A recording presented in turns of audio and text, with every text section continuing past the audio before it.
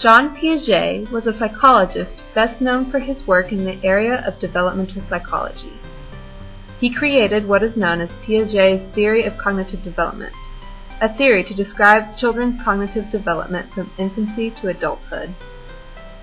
According to Ojo, his work on children's quantitative development has provided mathematics educators with crucial insights into how children learn mathematical concepts and ideas. These insights lead to helpful teaching strategies to address students' mathematics learning as they progress through the different stages of the cognitive theory.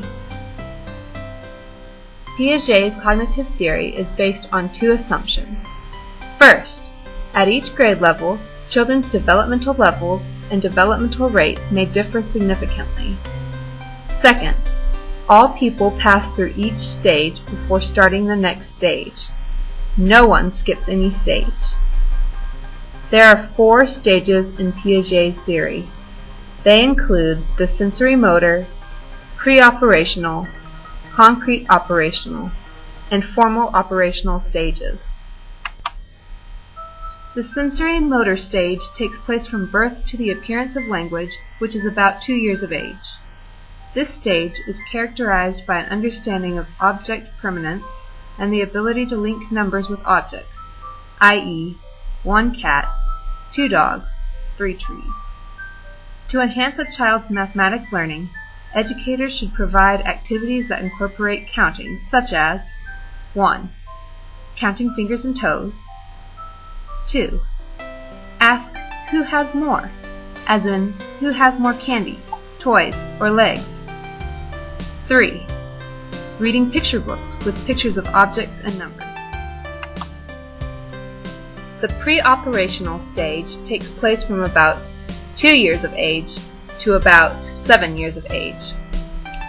This stage is characterized by increased language ability, development of symbolic thought, an egocentric perspective, limited logic, and perceptions limited to one dimension. To enhance a child's mathematics learning, educators should have children engage in problem-solving tasks that incorporate materials such as blocks, sand, and water. An educator should also employ effective questioning about characteristics of objects, such as, how did you decide where each object belonged? As well as engage in discussion and interaction with the children to engage children to think about quantities in different ways. The concrete operations stage takes place from about 7 years of age to about 11 years of age.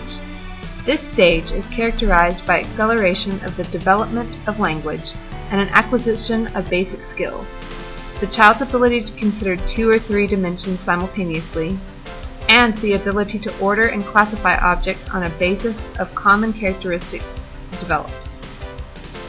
To enhance a child's mathematics learning, educators should use hands-on experience and multiple ways of representing a mathematical solution. The formal operational stage takes place from about 11 years and upward, which is about junior high and high school age. This stage is characterized by the ability to form hypotheses and deduce possible consequences, and the development of abstract thought patterns where reasoning is executed using pure symbols without the necessity of seeing a concrete example first. In this stage, there are 4 mental processes relating to math, which include clarification, inference, evaluation, and application. Clarification requires students to identify and analyze elements of a problem, allowing them to decipher information needed in solving a problem. To develop the mental ability to clarify, mathematics educators should encourage students to extract relevant information from problem statement. Inference involves making inductive and deductive inferences about situations. To address this, educators should have students refer to formulas or write out answers and then look for patterns.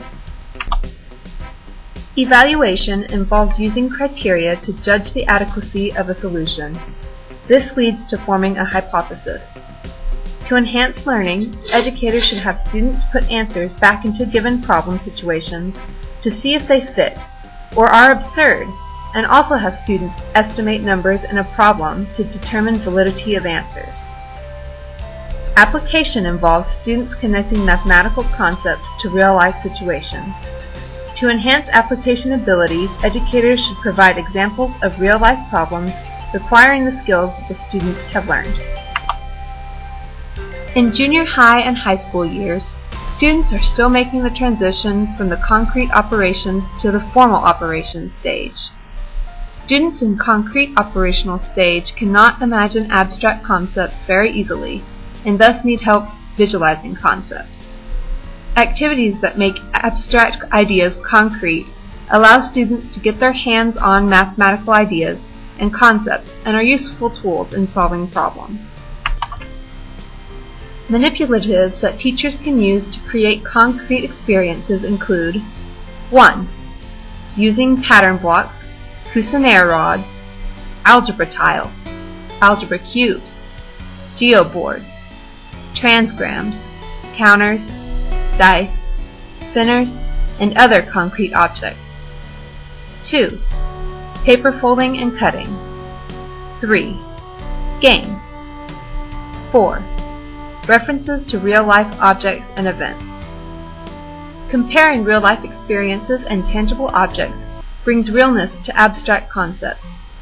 Since students at different levels of learning are in the same class, it is important for teachers to incorporate teaching to reach all student learning abilities and levels.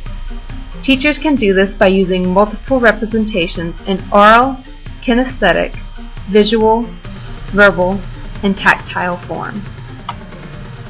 For example, a math teacher can display content in numeric, verbal, graphical, such as in graphing a parabola, pictorial, as in graphing a triangle, symbolic, as in using the variables x and y, and concrete representation, such as a block to represent a cube. To summarize, math teachers need to keep in mind that their students learn at different rates and are highly likely to be in different stages of cognitive development. Thus, secondary math teachers need to use strategies such as hands-on activities that reach students at these different levels so that all students can learn and succeed in mathematics.